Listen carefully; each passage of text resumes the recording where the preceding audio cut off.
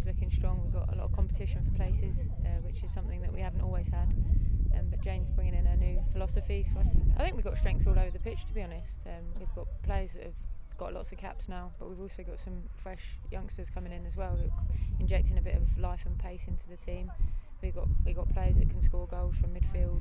Changed our system a little bit now, which plays into our strengths. So hopefully we'll go into the Euro qualifiers in good stead. We've been here a few days now, so we've all got in together, and these 2 sessions we've had have been good quality. So that can only help us going into the game. I think it will only help me as a player as well. I can be more vocal with my team, which I think I need to do basically. But as long as the girls are behind me, then I think we can move forward and work together well.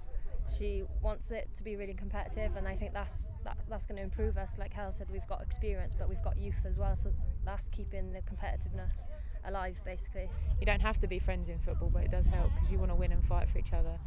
So I, for one, enjoy coming away on trips. There's a good element of fun in what we do, but with Jane now, we know we have to work hard when it comes to training and playing, but we have got time to sort of relax and be humans, if you like, rather than robots all the time. Oh, we get a Sunday roast tonight, so that's good for me. Happy days.